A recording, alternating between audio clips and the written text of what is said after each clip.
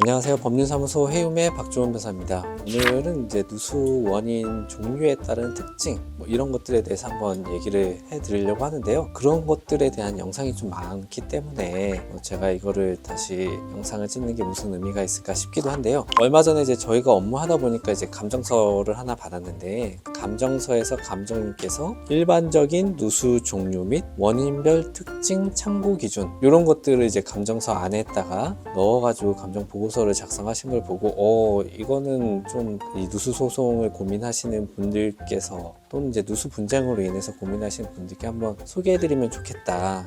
왜냐면 이제 법원 감정인들이 이런 참고 기준을 가지고 누수의 원인을 분석을 하고 판단을 한다 이런 거기 때문에 요건 좀 이제 소개해드리는 게 의미가 있지 않을까 이런 생각이 들어서 영상을 좀 지금 촬영하고 있습니다. 이게 지금 제가 이제 손에 들고 있는데 요거를 이제 보여드리기는 좀 어려울 것 같아요. 감정 보고서고 실제로 사건의 진행 중인 저희가 진행했던 사건의 감정 보고서 안에 이제 들어간 내용인데, 그래도 이제 혹시라도 이제 소송 기록 중에 하나이기 때문에 이런 거를 뭐 이렇게 촬영해 이제 공개하는 건 좀 안 좋을 것 같고, 제가 이제 보면서 좀 설명을 드리도록 하겠습니다. 감정 보고서 안에 이제 들어와 있던 자료이고요. 제목은 이렇게 되어 있습니다. 일반적 누수 종류, 원인별 특징 참고 기준 이렇게 되어 있고요. 보면은 이제 배관, 방수, 결로, 균열 총 4가지의 어떤 누수 원인들에 대해서 설명을 한번 해보겠다 이렇게 되어 있습니다. 첫 번째가 이제 배관이에요. 그래서 구분상 이제 배관에 문제가 생겼을 때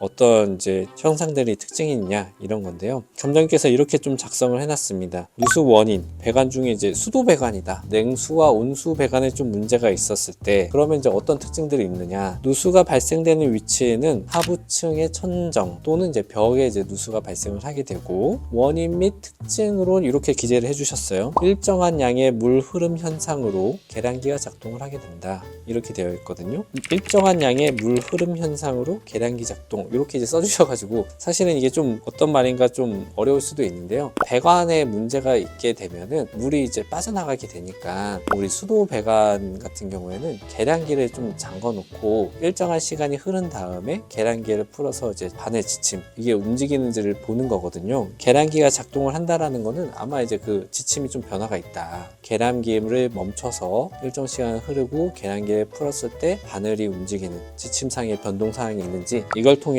뭐 수도 배관, 냉온수 배관 같은 경우는 누수 탐지가 가능하다. 특징이 이런 것들이 있다라고 이제 설명을 해주신 것 같아요. 그리고 이제 비고란에 보면은 이제 구체적인 좀 특징들을 또 설명을 해주셨는데요. 보면은 피해 반응이 빠르다. 바닥 균열 시 더욱 빠르게 이제 누수 피해가 발생한다. 이런 특징이 있다. 이런 거거든요. 아무래도 이제 배관에 문제가 생기면은 물이 꾸준하게 이제 지속적으로 흘러가기 때문에 피해 현상이 좀 빠를 수밖에 없고, 물이 흐르면 누수 피해가 바로 생기는 좀 직관적인 느낌이 좀 있어요. 그래서 그 부분에 대해서 피해 반응이 빠르다 이렇게 표현을 좀 해주신 것 같고요. 탐지 방법을 이렇게 또 구체적으로 써주셨습니다. 수도 배관, 난방 배관 동시에 폐쇄하고 계량기 폐쇄하였다가 개방 시험을 했을 때 이렇게 이제 바늘의 지침상에 이제 변동이 있는지를 확인해 보겠다 이렇게 써져 있고, 미세 균열 시 청음 및 가스 탐지를 활용을 한다 이렇게 되어 있습니다. 뭐 당연한 얘기이긴 한데요. 어쨌든 뭐 이런 부분들을 좀 체크해 보면 좋을 것 같습니다. 그리고 다음으로는 이제 난방 배관에 문제가 있을 때 이럴 때 이제 또 어떤 특징이 있는지 이렇게 또 기재를 해주셨는데, 난방 배관에 문제가 있을 때 역시도 꾸준한 누수가 발생하는 특징이 있다. 그리고 이 부분에 대해서 어떤 인지라든지 이런 것들을 하기 위해서 난방 조절 장치, 물 공급 에러 이런 것들을 확인해 봐야 된다고 써주셨는데, 이게 이제 이런 겁니다. 우리가 난방 배관 같은 경우는 이제 아파트 같은 경우에는 요새는 이제 중앙 난방이라든지 뭐 이런 것들이 많기 때문에 사실은 이 방법이 좀 많지는 않은데, 이제 뭐 예전에는 그 세대마다 개별 보일러를 많이 썼거든요. 그러면 이제 난방 배관 같은 경우는 이제 난방수가 차 있는데, 난방 배관에 문제가 있으면 이제 난방수가 조금씩 이제 빠지게 되겠죠. 그러면은 우리 보일러에 난방수를 공급하라는 에러 표시가 떠요. 그러니까 그거를 좀 체크를 해보면은 난방수에 문제가 있는지 없는지 알 수 있다 이런 말을 이제 해주신 거거든요. 뭐 지금은 이제 뭐 중앙난방이라든지 이런 데 있는 개별 보일러가 없으니까 이 방법을 좀 활용할 수는 없을 것 같고, 근데 그런 경우에는 이제 청음 탐지라든지 열화상 카메라로 이제 난방을 좀 가동을 시킨 다음에 어느 정도 열이 올라올 때 바닥면을 열화상 카메라로 관측을 해보면은 그 난방 배관 라인이 조금 더 따뜻하게 분명히 열화상 카메라에 표시가 되거든요. 이제 쭉 보다 보면은 어느 한 부분에 살짝 튀는 부분들이 있습니다. 이제 그쪽에서 이제 난방수가 좀 빠져나간다고 볼 수 있는 거죠. 그래서 열화상 카메라로 좀 탐지할 수 있다. 가스 탐지도 할 수 있다. 이렇게 좀 기재를 해주셨네요. 그리고 이제 배수 배관, 하수죠, 하수. 하수에 문제가 생기는 경우에는 어떤 특징들이 있냐 이렇게 써주셨는데, 물 사용 후 일정 시간 경과 후 발생을 한다. 그러니까 하수 배관 같은 경우에는 뭐 곧바로 물 사용과 동시에 이제 발생하기보다는 약간의 이제 시간차가 생기면서 피해가 발생하는 어떤 그런 현상의 특징들이 좀 있는 것 같다라고 기재를 해주신 것 같아요. 그리고 하수 배관 같은 경우 이런 문제가 생기는 이유로 이제 배관 연결부 탈락 및 파손, 이제 이런 것들이 좀 많이 있다. 그리고 배관 주위에 기밀성 처리 미비. 그러니까 배관하고 배관을 연결할 때 뭐 이제 테프론이라든지 이런 거 막 감거든요. 그걸 이제 감고 배관하고 연결해야지 그게 이제 꽉 들어맞고 그래야지 물이 안 새는데, 뭐 이제 아무래도 쓰다 보면 노화도 되고 그러다 보면은 이 기밀성이 조금씩 풀어지면서 물이 빠질 수 있습니다. 그런 부분들에서 문제가 생길 수 있고, 또 이제 연결 부분이 이제 탈락이 되거나 이제 그런 경우에 문제가 생길 수 있다. 근데 이게 저도 업무를 하다 보니까요, 어떻게 이럴 수 있나 싶긴 한데 그렇더라고요. 이게 배관이라는 게 사실 보통 이제 아파트 같은 경우에는 이제 매립되어 있는 경우도 많고, 그리고 배관에 쉽게 접근할 수가 없잖아요. 뭐 PVC라든지 이런 걸 통해서 봐야 되기도 하고, 그렇기 때문에, 그리고 평소에 이제 배관을 건들 일도 없고 사람들께서 뭐 무슨 이유인지는 모르겠습니다. 근데 보면은 나중에 이제 누수 원인을 우리가 확인하면서 가다 보면은 배관이 탈락되어 있는 경우들이 있어요. 그래서 뭐 엘보우 배관에서 이게 공용 배관으로 좀 연결이 돼야 되는 부분에서 이게 왜 빠져있지 싶은 거죠. 잘 모르겠습니다. 저도 왜 이런지 모르겠는데 어쨌든 생각보다 이렇게 배관이 탈락되는 이유로 인해서 누수가 생긴 사건들이 분명히 많이 있는 것 같아요. 그래서 그 부분에 대해서 감정인 선생님께서도 이렇게 좀 기재를 해주신 것 같습니다. 그래서 배관 부분에 대해서는 이런 방법들로 좀 탐지가 가능하겠다, 특징들이 있다, 이렇게 말씀을 해주시고 계시고요.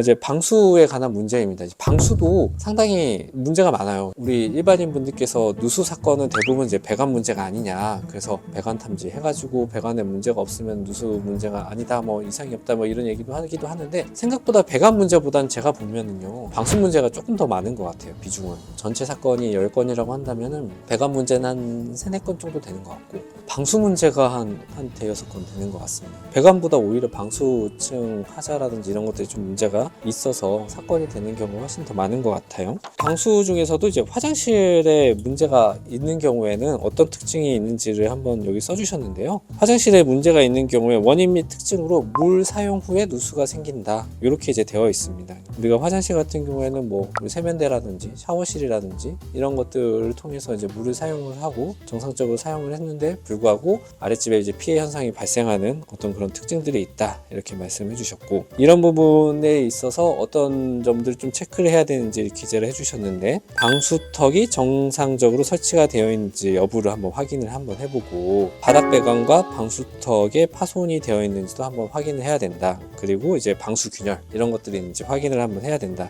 가끔 저희가 업무를 하다 보면요, 이렇게 생각보다 화장실의 바닥에 구배가 좀 잘 안 맞아서 물 빠짐이 잘 안 되는 경우들이 있거든요. 물론 이제 방수층이라든지 이런 것들이 문제가 없으면은 물 빠짐이 덜 한다 하더라도 그게 곧바로 누수가 되지는 않는데, 하필이면 이제 그런 곳에 방수층이 훼손되거나 그렇게 되면은 결국은 이제 물이 그쪽으로 모이고 고이다 보면은 더 큰 피해가 이제 발생하는 경우가 있는 것 같아요. 그래서 그 부분을 좀 체크를 해주신 것 같고요. 또 하나로 바닥 배수구, 이중 육가 미사용에 따른 바닥 방수층 물고임 같은 걸 체크를 한번 해야 된다, 이렇게 이제 기재를 해주셨는데, 이 내용들을 보면은 이제 이중 육가라고 이제 기재를 해주셨는데, 아마도 이 부분은 이제 화장실 바닥에 대해서 덕방 시공을 한 케이스를 말씀하시는 것 같아요. 우리가 화장실에 대해서 이제 공사를 하거나 집에 인테리어 하러 들어갈 때 기존의 화장실에 있는 타일이라든지 이런 것들을 다 철거하고 새롭게 시공할 수도 있는데 비용이 또 많이 들고 하다 보니까 요새는 이제 덧방을 하는 경우가 많이 있거든요. 화장실의 기존의 타일이라든지 방수층을 그대로 두면서 그 위에다 다시 한번 또 타일을 깔면서 이제 덧방 시공을 하는 건데, 그러면은 유가도 더 까는 거예요. 한 번 더 까는 겁니다. 그러니까 그 유가 부분에다가 그거를 그대로 놓고 그 위에 또 다른 이제 덧방을 하면서 그 덧방층에 맞는 레벨에 맞는 유가를 또 하나 설치를 하면서 유가가 이제 두 개가 되는 거거든요. 그런데 문제는 그 유가하고 유가 사이에 틈이 또 존재하게 되고 그 부분에 대한 이제 마감 처리를 제대로 하지 않으면은 물이 이제 들어가게 되고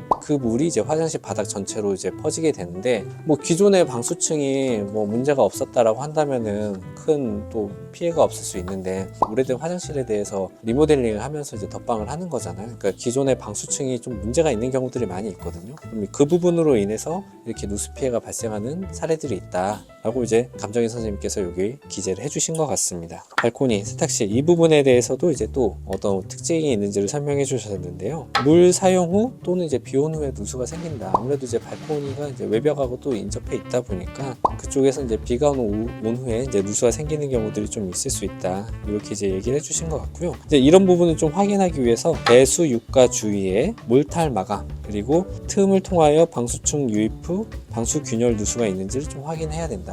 그러니까 이제 발코니 같은 경우에는 보통 우수관이라든지 아니면 이제 세탁 하수가 이제 나갈 수 있는 배관들이 존재하거든요. 하수 배관들이. 근데 그 부분 주변이 깨지는 경우들이 좀 있어요. 오래 사용하다 보니까 그 우수관 주변에 여기 이제 몰탈 마감이라고 써주셨는데 그 부분이 이제 깨집니다. 깨져서 이게 들뜨기도 하고 말 그대로 깨져서 틈도 생기고 그렇게 되는데 잘 신경을 안 쓰는 부분 중에 하나인 거죠. 하수가 나가는 배관 역시도 이런 문제들이 좀 있을 수 있는데 잘 보이지 않기도 하니까 신경을 좀 잘 안 쓰게 되는 경우가 있는데 그런 쪽으로 해서 물이 많이 유입되기도 해요. 그러면은 그 부분이 결국은 이제 슬라브 균열을 타고 아랫집에도 피해 현상으로 나타나는 경우가 상당히 많은 것 같긴 합니다. 그 발코니 외부 원인으로 이제 균열, 창호 코킹 등을 좀 확인을 한번 해야 된다. 이런 것들이 좀 써져 있어요. 당연히 이제 코킹 부분이 들떠 있거나 그렇게 되면은 물이 유입되고 그 부분 이제 피해 현상으로 나타나게 되죠. 그리고 여기 보시면은 창호 등 구조물 고정 칼블럭 관련 이렇게 써져 있는데 창호가 은근히 또 누수가 좀 많이 되는 부분 중에 하나입니다. 코킹하고는 좀 달라요. 코킹은 창호하고 아파트 뭐 외벽하고의 그 중간의 틈을 실리콘으로 마감하는 걸 이제 우리가 코킹이라고 하지 않습니까? 그 이음새 부분에 물이 들어가지 않도록 하겠다는 건데 지금 감정인 선생님께서 말씀하시는 거는 창호 프레임 설치가 제대로 되어 있지 않아서 프레임으로부터 유입되는 물이 누수 현상, 누수 피해로 발현되는 경우가 있다라는 말씀이시거든요. 생각보다 이런 경우가 좀 있는 것 같아요. 우리가 뭐 윗집 창호 코킹이라든지 이런 부분이 문제가 아닐까라고 의심을 했었는데 알고 봤더니 우리 집에 프레임 문제가 좀 있었다든지 이런 경우가 덜어 있는 것 같습니다. 그래서 요거는 한번 최근 들어서 저희가 사건 하다 보니까 창호 프레임 문제가 꽤 많이 거론되고 있는 것 같아요. 이 부분에 있어서도 문제가 생길 수 있다는 것도 좀 염두에 두시면서 창호 문제는 무조건 코킹이다 이런 식으로 생각할 필요까지는 없는 것 같아요. 코킹일 수도 있고 창호 프레임 자체의 문제일 수도 있다 이런 것까지도 좀 염두에 두셔야 될 것 같습니다. 이 주방에 누수 피해가 발생한 경우에 이제 재밌는 원인을 하나 좀 기재를 해주셨는데요. 주방 같은 경우에는 냉장 시설 진동 등에 의한 방수층 파괴 이렇게 써주셨습니다. 냉장 시설의 방수층 위에 설치에 따른 진동으로 바닥 타일과 이격이 생길 수 있다. 우리가 이제 주방 같은 경우에는 뭐 냉장고를 넣기도 하는데 요새 이제 뭐 냉장고가 대형화되다 보니까 냉장고를 사용하는 데 있어서 이게 잘 설치하면 큰 문제는 없는 걸로 알고 있어요. 근데 이거를 고정이라든지 어떤 평탄화라든지 이런 것들을 좀 잘하지 못하면은 냉장고에 아주 미세하게 좀 떨릴 수 있는 것 같은데 이제 그런 걸로 인해서 이 떨림이 누적이 되고 어떻게 보면 이제 바닥의 균열을 좀 초래하기도 하고 방수층을 좀 훼손할 수도 있고 그로 인해서 누수 피해가 발생하는 경우가 있을 수 있다. 이런 부분에 대해서 이렇게 이제 얘기를 해주신 것 같고 제가 이제 뭐 최근에 진행했던 사건들을 또 비추어 보면은 이 냉장 시설하고 관련된 누수가 좀 있거든요. 이 딱 감정인 선생님께서 말씀하시는 것처럼 뭐 진동으로 인해서 뭐 피해가 생긴 것은 아닌데 그 냉장고라는 건 뭐 음식을 좀 차갑게 하지 않습니까? 그런데 이제 냉장고가 음식을 차갑게 하기 위해서는 뜨거운 열을 이제 배출해야 되거든요. 근데 그 뜨거운 열이 배출되는 쪽에 어떤 그 사건 현장의 특수성으로 인해서 물이 계속 이제 생기는 케이스들이 좀 있었습니다. 그래서 그 물이 이제 나중에 결국 누수 피해 현상으로 발현되는 케이스들이 있었는데 때문에 그런 부분도 좀 확인해 볼 수 있는 필요가 있을 것 같아요. 그리고 이제 결로에 대해서 이게 이제 누수는 아니고 누수하고 구별되는 이제 결로인 거죠. 결로의 원인에 어떤 것들이 있느냐, 간단하게 보면은 단열 성능 저하로 인한 결로다, 심한 온도차로 인한 결로, 이런 것들 때문에 문제가 생길 수 있고, 창호 주위에 단열 성능 저하로 열교 현상, 그러니까 결로가 생길 수 있다는 거죠.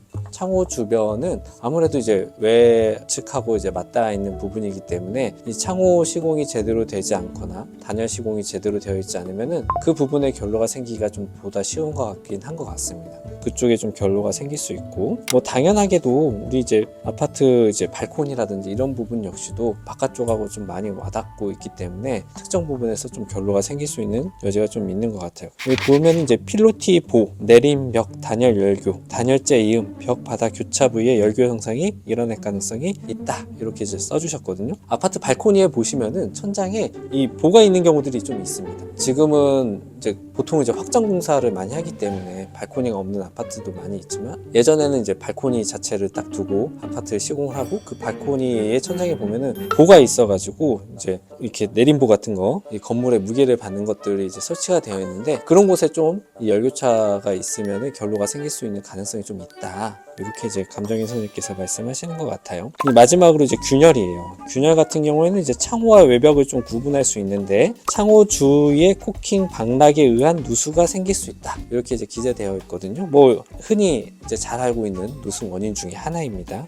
특징으로는 이제 우천 시에 발생하고 창호 주위 사춘 불량 및 코킹 노화. 코킹이 이제 노화된다는 거죠. 그러면 이제 딱딱하게 굳고, 그 굳는 것들이 결국 나중에 떨어지기도 하고 찢어지기도 하고 갈라지기도 하고, 그럼 이제 틈이 만들어지고 그쪽에 이제 물이 들어가게 되면은 아랫집에 이제 피해 현상으로 발생할 수 있다, 이런 내용인 것 같아요. 이제 외벽 부분입니다. 외벽 부분에도 역시 구조체 균열에 의한 누수이다, 우천시에 발생을 하게 되고, 층간 조인트 및 일반 균열 및 매립 배관 등 이런 부분에서 이제 문제가 생길 수 있다. 층간 조인트가 은근히 좀 문제가 또 많습니다. 이게 우리가 아파트를 한 번에 1층부터 15층까지 갑자기 만들진 않잖아요. 1층 한번 만들고, 그 다음에 이제 1층에 이제 콘크리트가 굳고 나서 2층을 이제 올리고, 이런 식으로 이제 차츰차츰 올라가게 되는데, 그러면은 층 간의 조인트 부분, 그러니까 층과 층 사이의 부분이 생기게 되는데, 그쪽이 이제 균열이 좀 잘 생기는 거죠. 그렇다 보니까 비가 오거나 그러면은 층간 조인트 균열 부분에 우수가 침투하게 되고, 그게 이제 아랫집이라든지 이런 데에 피해 현상으로 이제 나타나게 될 수 있다, 이렇게 이제 감정인께서 기재를 해주셨습니다.